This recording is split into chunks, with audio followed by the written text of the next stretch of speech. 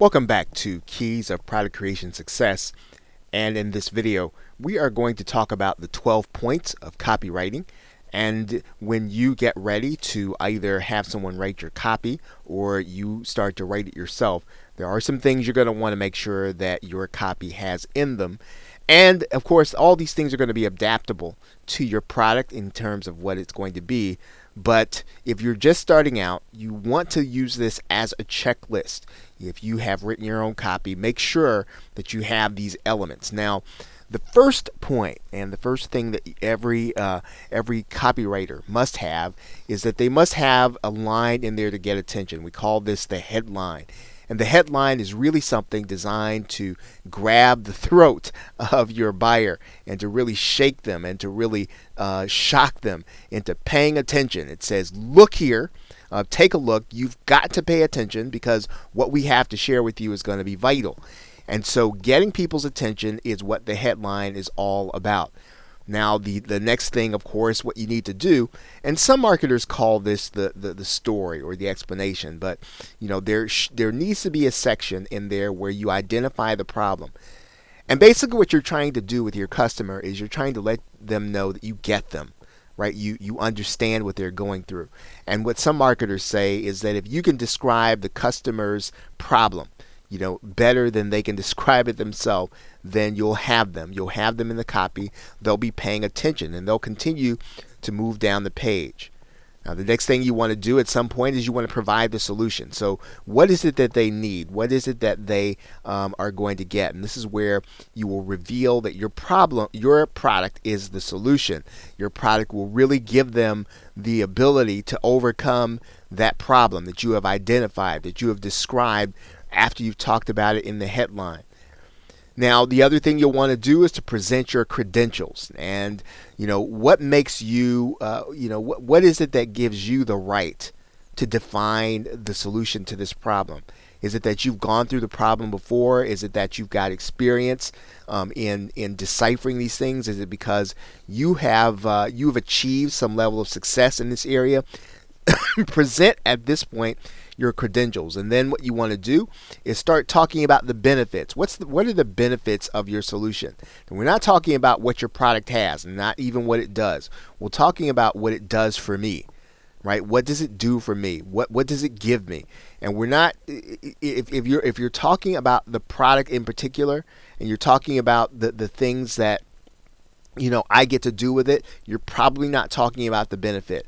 If you're talking about an area that, is going to have my life change in some way, you're talking about the benefits. So think about things in the way of how they benefit, not so much the features of the product. You want to give both proof and social proof. Now, the difference between proof and social proof is that social proof is that other people have had some experience. They have have experience with your product, and they've been able to overcome that problem with it. Proof is that you have research that your solution works, right? It's scientific. It is something that is almost guaranteed to work because the process is something that really just basically solves the solution. You want to make an offer. So in other words, you want to make sure that you tell people, right? You tell people what it is that you are going to give them. You tell people your value proposition. You show them what it is that they're getting in exchange for what they're going to be paying you. What you have to do when you make your offer is you have to make the value of the product as big as you can and the price as small as you can. The other thing is you want to do is to make sure you're giving a guarantee. Right? What are you guaranteeing? 30 days, 60 days? Are you guaranteeing that they're going to have absolute satisfaction, or you give them their money back? You need to make sure you have a guarantee. You should inject scarcity. So in other words, you want to make sure that the scarcity is either time-based or maybe the scarcity is quantity-based, but in some way, shape, or form, they can't wait indefinitely to buy this product. They cannot count on it being here 3 weeks from now, 4 weeks from now, a month from now. They need to buy now. Inject scarcity because you want to make sure that they know that there's going to be a limitation. call to action. This is where you must tell them what to do. In other words, you must tell them to go to the buy button. You must tell them to click to the next page. You must tell them to take action now. A call to action. And then you must also give a warning. And this really harkens back to scarcity. This says that if they don't act, right, it could be that they're going to remain the same that they've been before, that they're not going to get their problem solved. They're not going to overcome what it is that they really overcome. You have to give them a warning, and then you want to close with a reminder. You remind them of the value they're getting for the money they're paying. Remind them of the benefits that they're going to receive.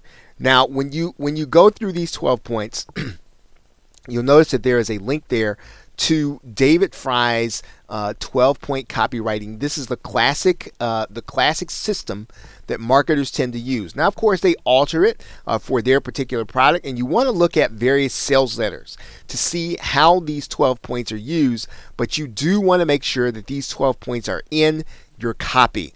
Okay, so check out the link there to David Fry's website and go over that 12 points. Use this again as a checklist so that your copy will be complete in terms of having all the elements that you need in order to convince your buyer that your product is what they need.